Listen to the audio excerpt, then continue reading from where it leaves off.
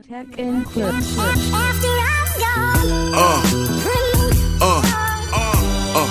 Yeah.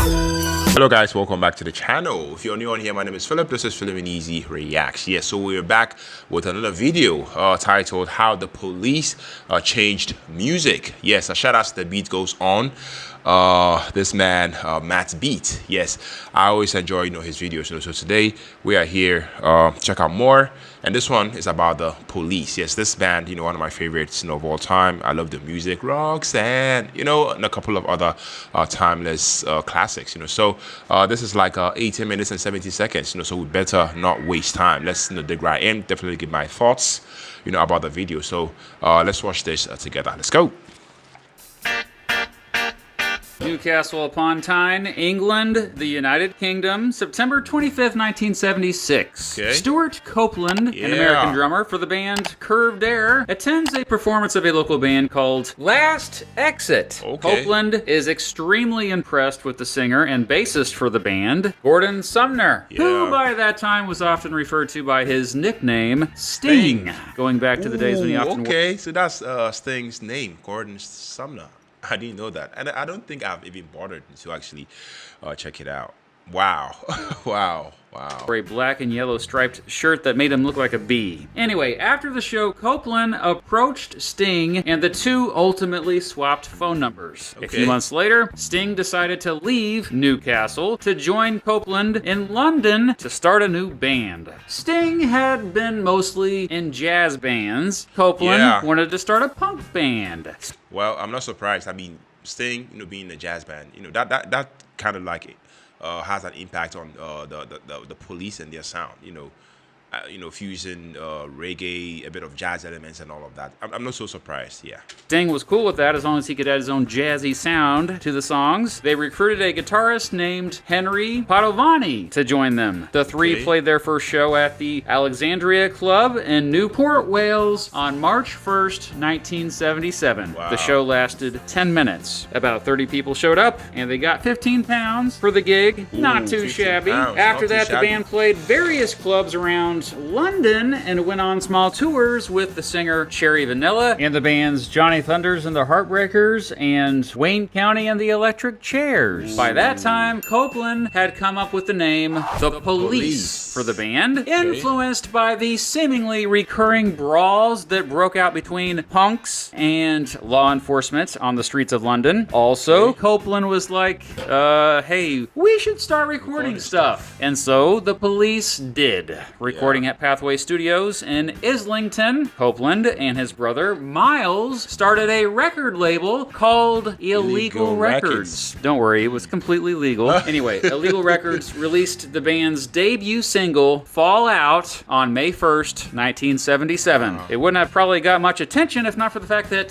the Mick Jagger, the frontman for the legendary band The Rolling Stones, reviewed it for Sounds magazine, calling it, quote, competently played rock. Aw, that was sweet of him. Around that time, Sting and Copeland began playing with the band Strontium 90, and that's how the two got to know guitarist Andy Summers, a veteran in the music industry who had played in many bands over the years. Sting and Copeland were so impressed with Summers that they asked him to join the Police, the band, not the police force. However, they wanted to remain a trio, so this means that Padovani got the boot. This was, of course, sad for Padovani, but Summers replacing him would quickly make the Police one of the most dynamic power trios of all time. The band played with a new lineup for the first time on August 18th, 1977 at a club named Rebecca's in Birmingham. Over the next several months, the Police would play lots of shows, mostly in England. They often played with punk bands, but never really fit in entirely with that genre. Nah, man, their sound was more of a fusion of punk. hard rock, reggae, good old-fashioned, quote, British pop, and an even newer genre called New Wave, which was basically what punk morphed into once bands started doing weird things with it. The Police also weren't making much money, but that's okay because when they weren't playing gigs, a German composer named Eberhard Schooner paid them to record multiple albums with him, and this also gave them exposure to, you guessed it, a German audience. Ooh. Meanwhile, Miles Copeland had become the band's manager. Remember Miles, the brother of Stewart? Anyway, Miles agreed to loan the band £1,500 to record their debut album. They spent much of 1978 doing so. It took a while, partially due to that limited budget. After he first heard the band's song Roxanne, a song about a dude who falls in love with a prostitute, Miles knew it'd be a hit. He got A&M Records to believe that too. It released it as a single on April 7th, 1978, but Roxanne failed to make it on the charts, including the BBC chart. That's when Miles apparently had the brilliant idea to promote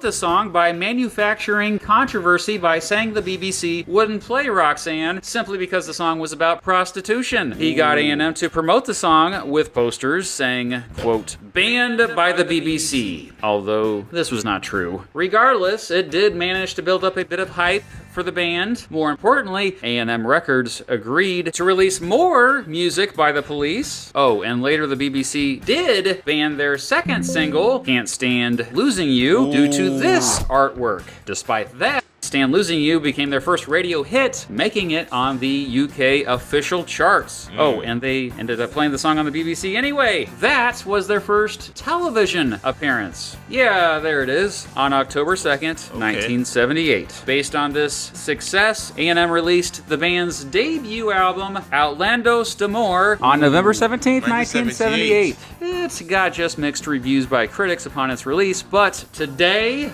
it's considered to be not only one of the greatest debut albums of all time, but greatest albums of all time. And it did pretty well commercially, eventually getting up all the way to number 23 on the Billboard 200 chart in the United States, and eventually selling more than 6 million copies, thanks mostly to the success of the aforementioned Roxanne, which A&M re-released as a single on April 12th, 1979. It peaked at number 12 on the UK singles chart. Outlandos d'Amour also featured the hit So Lonely. Based on the success of Outlandos d'Amour, the Police played some shows across Europe and in North America throughout 1979. By the time they returned to the studio to record their second studio album, they were already rising stars and making plenty of money. Nigel Gray joined them this time to help them produce. That second album ended up being Regatta de Blanc, released by A&M on October 5th, 1979. Yeah, I guess they didn't like English titles for their albums. Regatta de Blanc was an even bigger success than Outlandos d'Amour, ultimately topping the UK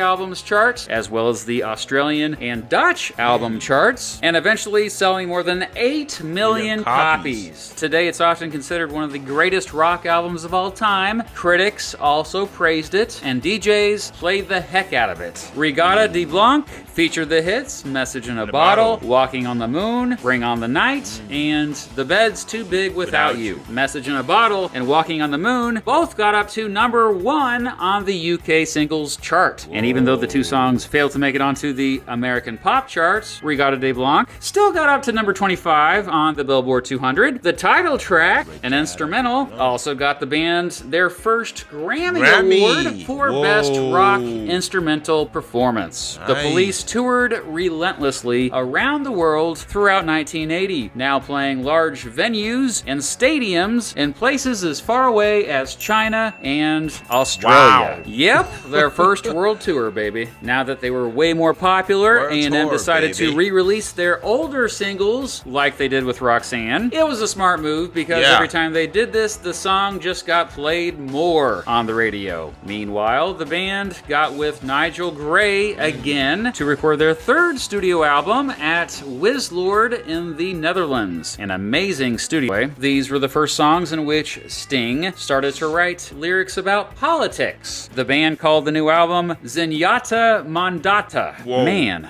what cool album titles the Police had. Anyway, yeah, A&M released Zenyatta Mandata on October 3rd, 1980, even though the band later said they felt too rushed recording it and even tried to re-record a couple of its songs later on. Whoa. Zenyatta Mandata was another smash success. It debuted at number 1 on the UK albums chart and stayed up there for 4 straight weeks. On the Billboard 200 in the United States, it peaked at number 5, spending almost 3 years on the chart. Zenyatta Mandata did even better commercially than Regatta de Blanc, eventually selling nearly 9 million copies. Much of the album's success came from the hit singles Don't Stand So Close to Me I like this and song. Dee-Doo-Doo-Doo, Dee-Da-Da-Da. Don't Stand So Close to Me not only topped the UK singles charts, but was the top-selling single in the entire country for the entire year. Critics also generally adored Zenyatta Mandata, and yet again, the album got the Police another Grammy for Best Rock Instrumental Performance for the song Behind My Camel. The Police, of course, toured again to promote Zenyatta Mandata, playing a bunch of shows with Ecstasy.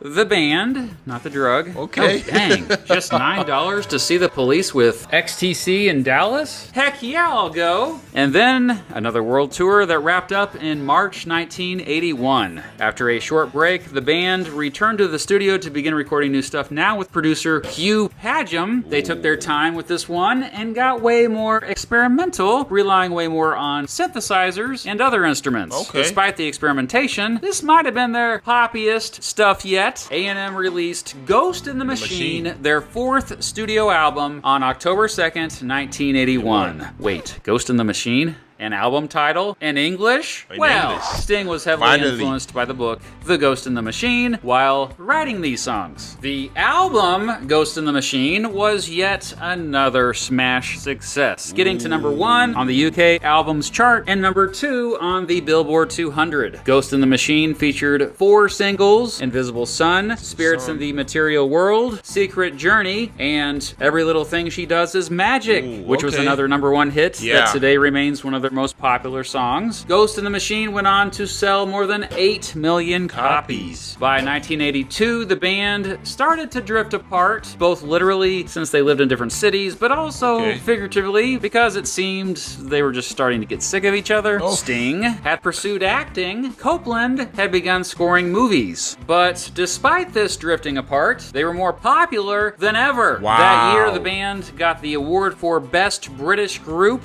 and went on to play their most successful tours yet to support Ghost in the Machine. Also that year, a concert film called Erg, A Music War, prominently featured them. By December, the Police had a bunch of new songs they wanted to record. Sting wrote most of them while staying in Jamaica. They returned to the studio, again working with Hugh Padgham. These songs were even more experimental and featured even more synthesizers. The band did grow more frustrated with each other recording this time around, and yeah, fights straight up broke out. Still, what resulted ended up being their most successful and most praised album yet. A&M released Synchronicity, their 5th and final studio album, on June 17th, 1983. Synchronicity is often considered their best album, and yes, one of the greatest albums of all time. I'm like a broken record here. But Synchronicity was not a broken record. Critics almost universally praised it. More importantly, critics praise it even more today. Synchronicity topped both the UK albums charts and Billboard 200. Heck, it was at the top of the Billboard 200 for 17 weeks. The album had significant crossover appeal, turning the Police into a household name. Now even grandmas were listening to the band, for crying out loud. This was because it featured 4 songs that were all played a lot on on the radio. Yeah. Wrapped Around Your Finger, I like King that of song. Pain, I like that Synchronicity song. 2, Okay, I'm yet to listen to and this one. Every Breath You Yeah. Take. All were Beautiful, top 10 beautiful hits on the rock classics. charts, Yeah. but Every Breath You Take in particular stands out because it is by far their biggest hit ever. Since not only did it spend 8 weeks at the top of the Billboard Hot 100 and 4 weeks on the top of the UK singles chart, but more impressively because it currently has more than 2.1 billion streams on Spotify, and its music video has 1.3 billion streams on YouTube. The song won 2 Grammys, including Song of the Year, and was the 5th best-selling single of the 1980s. Wow. Yep, the whole decade. Synchronicity went on to sell more than 15 million copies worldwide. To promote Synchronicity, not that they really needed to, but yeah, anyway, to promote Synchronicity, the Police went on their biggest tour yet, playing huge shows all over the world. Indeed, several journalists were now calling them the, quote, biggest band in the world. A great example of this peak Police mania? Well, a show the band played on August 18th, 1983 at Shea Stadium in New York City. With the help of this new thing called Ticketmaster, concert tickets could be sold over the phone. Well, due to this, the Police sold out 55,000 seats at Shea Stadium so quickly that they opened up the playing field to the audience, quickly selling an additional 15,000 tickets. Notably, this was something the Beatles didn't do when they played a famous show at Shea Stadium 18 years prior. So the Police played a bigger show there than the Beatles, which is a bit crazy to think about. The Police played sold-out shows at giant venues for the rest of the tour, playing their last show for a while on March 4th, 1984 at the Melbourne Showgrounds in Melbourne, Australia. You see, by that time, Sting was determined to pursue a solo career, and that solo career ended up being very successful and kept him pretty busy. During that time, the band had decided to take a long break and wouldn't reunite again until they played 3 more shows in June 1986 as part of Amnesty International's A Conspiracy of Hope tour. The Police then planned on recording new stuff in July, but just before heading back to the studio, Copeland broke his collarbone in a horse riding accident. Even without the accident, the band was not getting along at all, constantly fighting. Due to all this, they ultimately weren't able to record much and soon broke up after this. Now, they may have had a nasty breakup, but that didn't mean they stopped being friends. Over the next couple decades, Sting, Andy, and Stewart would occasionally meet up, sometimes performing. Nice. They even played a random set at Sting's wedding. Hey, speaking of Sting, he went on to have a hugely successful solo career. Both Summers and Copeland also stayed full-time musicians after the Police broke up, working with various groups and for various projects. Many today consider Copeland to be among the best drummers of all time. The Police joined the Rock and Roll Hall of Fame in 2003, their first year of eligibility. The next year, Rolling Stone magazine ranked the band number 70 on its list of 100 greatest artists of all time. In 2007, the Police reunited for a world tour to mark the band's 30th anniversary. They played a memorable performance of Roxanne at the Grammys. And today, the Police are more popular than ever. Or, I should stress that the band, The Police, are more popular than ever. I just want to make sure I'm clear about that. But yeah, the band remains culturally relevant, and their songs just as fresh sounding as they were in the late 1970s. Yeah, that's they true. were innovative That and is so truly true. had their own unique sound that combined punk, new wave, reggae, and even new age and jazz. Yeah. The Police are also one of the best rock trios of all time. Really, when you listen to their songs, you might have to be reminded of the fact that there were only 3 of them. The Police have sold more than 75 million records, making them one of the best-selling bands of all time, despite only releasing 5 studio albums. And not a dud in there, man. All 5 studio albums sold well and hold up amazingly well, as the legendary Rick Beato recently pointed out. Listen, any of that stuff on those Police records, and the songs sound intense even today. When I listen to Roxanne, if that came out today, I'd be like, wow, who is that band? Yeah, and maybe that's true. that history So has true. decided that these are these important artists that will be famous for the next 200 years. And I think Rick is right. He's right. The He's Police right. are definitely a band that will still be played in the year 2100. That's true. Their music is timeless. The Police will probably always be around, just like The police. The police. Yeah. Wow. Can't pay. A shout out to my youngest daughter. She's a big reason why I decided to make this video. I caught her listening to Every Breath You Take in her room and asked her how she knew about that song. Her answer? The show Stranger Things. So thank you, Stranger Things. Kate Bush also deeply appreciates you, by the way. So what's your favorite police song? I think mine is King of Pain. Yeah. And which band should I cover for this series next? Let me know about all that down below, and thanks for watching. Guys, I think me and Matt's Beats from The Beat Goes On, we have a similar music taste, because I mean the King of Pain happens to be one of my favorite. It is my favorite song from The Police. I love that guitar solo, by the way. Like, wow, guys, this is like the best in the 18 minutes 17 seconds of my life. This video is just amazing, so insightful. Shout outs to Matt Beat from the channel The Beat Goes On. I so enjoy his videos, man. All right, guys, so yeah, first off, I've got to say, I mean, that this documentary did an amazing job, breaking down the police's influence. It's not just about the music, it's about the cultural impact. What the police did was blend punk, reggae, jazz, and rock into something that felt fresh and completely new. And I love how The Beat Goes On, the channel.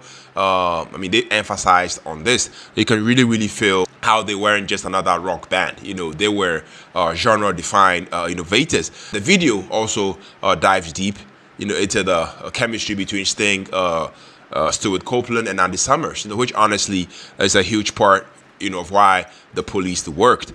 I mean, their sound was so unique. It was their collective energy that made it happen. I was particularly fascinated by how they blended such minimalism into their music, but still created such a massive sound. Yes, Roxanne happens to be one of my favorite. This song, Every Breath You Take, Message in a Bottle, all these songs are iconic, and you can see how these songs tapped into a universal I mean emotion, love, isolation, longing, yet did so in such an original way. Yeah, what really stood out for me in this video was how the police, I mean, they weren't afraid to experiment. Even when it wasn't always the easiest route. Watching the tension, in the studio, whilst they were recording, I mean, some of their albums, like Synchronicity, the album that really brought them, to the global stardom, was eye-opening. Obviously, they were, battling it out, in the studio, but the energy brought out something incredible, in the music. For me, the police were definitely ahead of their time. I've always loved their ability to blend catchy hooks with complex thoughtful lyrics. They made music that was both accessible and deep, which is a rare combination.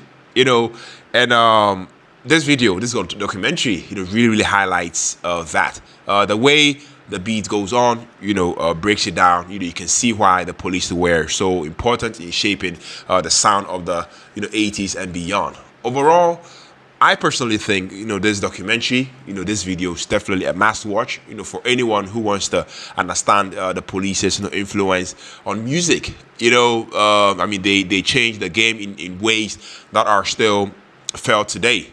So yeah, if you are into music history or just a fan of their hits, you definitely find something new in this. Yes, so thanks for watching. Don't forget to hit the like button, subscribe to the channel if you want to hear more deep dives like this. Let me know in the comments your thoughts on the police. Do you think they still influence more than music?